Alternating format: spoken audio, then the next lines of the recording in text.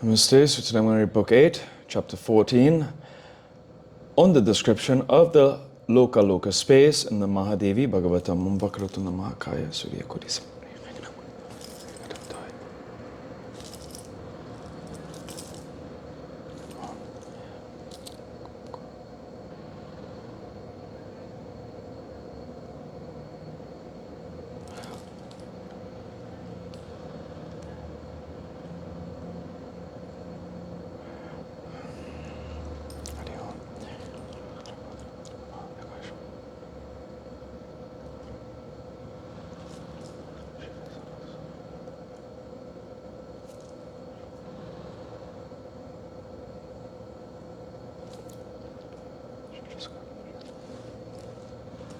Hari Om Tat Sat.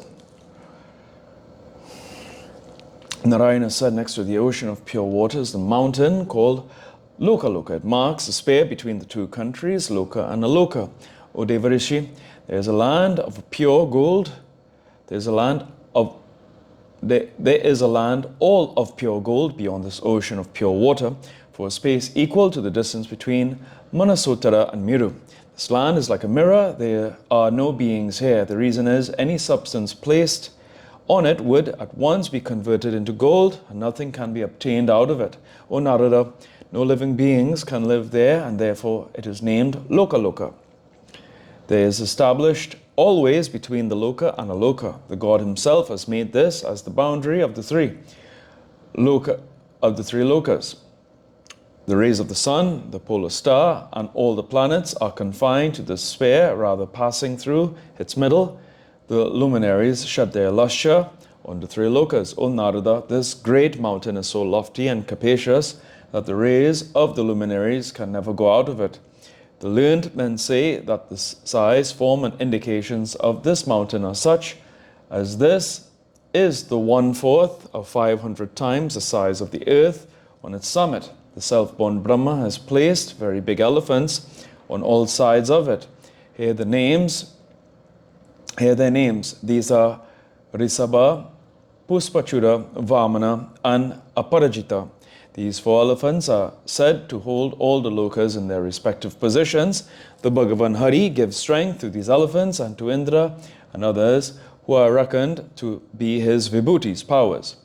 He, manifesting his Suddha Sattva and super extraordinary powers, are united with Anima, Lagimya, etc., the 8 Siddhis, is reigning there surrounded by his Parisadas, Visvaksina, and others.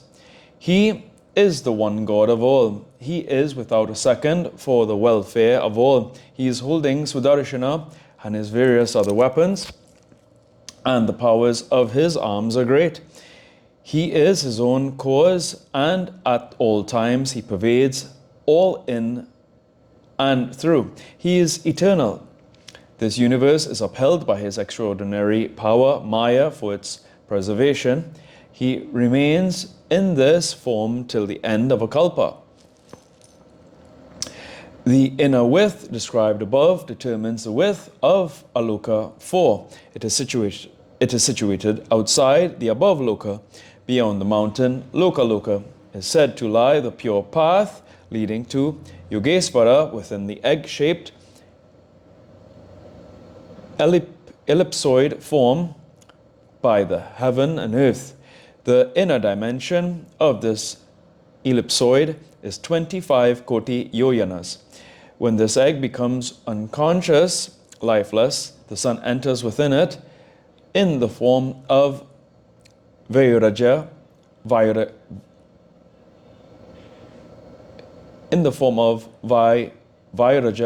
hence the sun is called Martanda. He is Hiranyagarbha.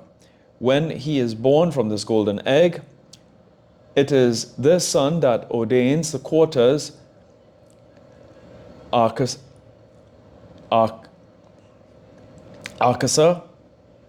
heaven and earth, Akasa, heaven and earth, etc., in their proper spheres and divisions.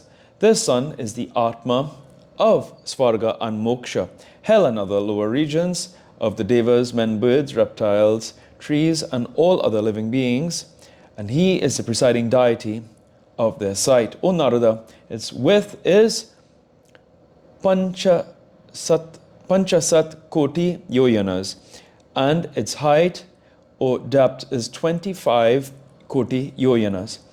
If, as the two halves of a gram are of the same size, so the earth and heaven are of equal size. The space enclosed between them is called Antariksa. The sun god, the foremost of the planets, being situated in the middle, gives light and illumines and heats the three lokas. He goes by the path of Uttarayana, and therefore his motion becomes slow. His motion becomes Mandagati. The sun then getting up higher prolongs the daytime. Similarly, when the sun follows the path of Dakshinayana, he gets Sigaragati, and not going up so high shortens the daytime. Again, when he comes at the equator, he maintains an even position, and the day and night becomes equal.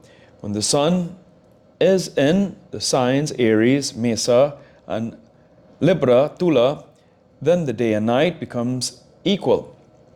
When the sun traverses the 5 signs, Taurus, Gemini, etc., the day becomes longer, and when the sun traverses the 5 signs, Scorpio and others, the day becomes shorter and the night becomes longer. Here ends the 14th chapter of the 8th book on the description of the Loka space in the Mahapuranam Srimad Devi Bhagavatam of 18,000 verses by Maharishi Vedvyasa. Om Jayanti Mangala Kali Bhadra Kali.